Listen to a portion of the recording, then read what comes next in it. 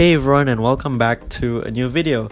So first off, I'd like to wish my fellow Malaysians selamat Hari Kebangsaan or Happy Independence Day to all of you. And to those of you who are watching this video, I hope all of you are doing okay. And well, basically this video is a time-lapse video of me creating this art piece with regards to Merdeka Day. So here's a time lapse I managed to record while doing the whole thing. So basically during this whole process, it involved a lot of sketching and trying to make the base outline, and a lot of detail basically was involved. As you can see here, I used the compass thing. I forgot the actual name of it, but yeah, I used my ruler. I used that circle thing to the compass to make a perfect circle. I really struggle with making the moon and the 14 pointed star for the Jalur Gemilang, because well, it was a very small piece of paper. Well, it's not super small, but I was drawing on an A5 paper, so it took a lot of tries to create the star to make it look as close as I can possibly make it look like to the Jalur Gemilang. However, in the end, I had to scrap this look. Well, I didn't really scrap this look entirely. Basically what I did was I drew the star only on a separate piece of paper, cut it out, and then pasted it onto this current drawing, because trying to draw the whole flag and everything else took quite the effort. So I just decided to make redraw the star itself only and cut it out and paste it later on.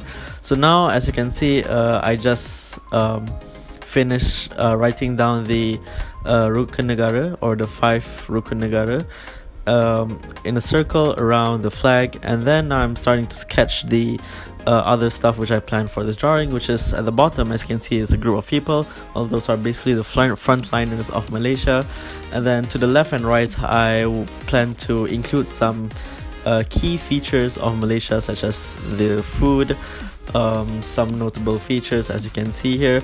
And the right side, I decided to include both nasi lemak and roti canai, but however, I decided to scrap this idea because it was taking too much space, and I didn't really like the too crowded look, because I had plans to include a batik element into my drawing, as you will see later on. And then at the top of the piece, as you can see, that would be the skyline of Kuala Lumpur. Just a basic sketch for now on, and now I'm just adding more details to the basic sketch, trying to get a solid idea of how I want the final look to be before inking it. So now I am just adding more details to the frontliners part. As you can see, just adding more fine details so that it will be easier for me to trace later on in the final drawing. Well, to trace later on once I finish sketching it, actually. So yeah, that piece is almost done, and in the meantime though, this piece took a very long time. You'll see how long it will take, how long it took at the end of this video. I put down in this video the time it took for me to do this whole piece. Personally, I think it might have been a little too long, but then again, it was mostly because I had to deal with making the flag to make it accurate, and I had to redraw the star. So yeah, those are the problems I faced along the way. But anyways, back to what's going on right now. So I've added the detail for the left panel, which is, as you can see, is the Wow Bulan, a car, which is the Myvi, or Malaysia's local supercar, and of course durian, the fruit known for its well, overseas they would say it's a stench, but you know, people here don't really mind. People here like it. So yeah.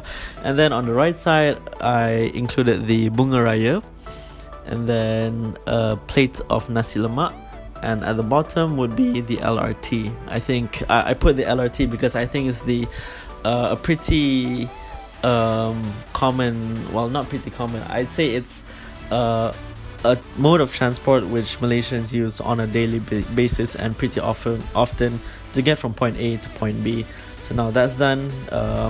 Proceeding with the skyline at the top. The skyline was the easiest part for me to make, because it's basically just the outline of some buildings that I've done, that I've drawn in the past a few times already. So now moving on to the inking part, all I had to do was basically just trace out the outline of what I did previously. But before that, I tried to erase the pencil sketch a bit because I didn't want to get any residual lead on the drawing. So I rubbed off some of the sketch a bit before inking it out. So now proceeding with the right side, as you can see, I've already inked out that part, but then I had to I changed my mind and redrew the LRT because I really wasn't satisfied on how it looked in the first place. So now that's the current look of it.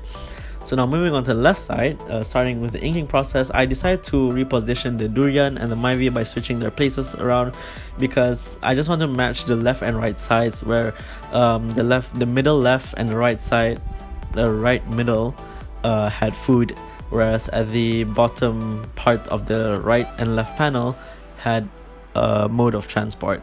So yeah, the Myvi took quite some time to sketch out because it was pretty small and I wanted to try to make it as accurate as possible, but in the end it didn't really turn out to be that accurate, but I tried my best. So moving on to the easiest piece for me, which was the KL skyline at the top. And now going on to the centerpiece, basically I put 63 years, 63 tahun. I had a few ideas for it. Initially I wanted to put like a slanted italic 63 years, top and bottom, but then I changed it to make a more bigger block letter-ish 63 years. So that said, done with the centerpiece, I decided to outline all the drawings that I've made with one solid line, because later on, well, not too long after this, I'll be adding the batik element to this drawing for the left and right panels. So I just decided to put the outline on all the notable elements of this drawing. So this is where I proceed with putting the basic grounds for the batik, where I added like some sort of vine element plant reaching out from some of the key elements there, and then I proceeded to add all the nitty-gritty details, which are super small. I use a 0.2 art line pen, if I'm not mistaken. Anyways, so yeah, it took quite some time to add this batik because previously, before this, I have never done any batik design with like proper reference to batik, so I was actually referring to an image of batik online while doing the detail. So now I just added the coloring, and fun fact, I didn't actually have a green pen to put to make for the grab food, for the durian, and then for the soldier. So basically I just did the combo of blue and yellow, and it turned out pretty good. So which I'm grateful that it worked out pretty well, because I was actually pretty nervous that it wouldn't actually look good because it would be too obvious that I mix green and blue together, yellow and blue together, but in the end it turned out pretty okay, I think. So now I'm just inking up the other frontliners, added a bit of blue, the black suit, and there it is, complete.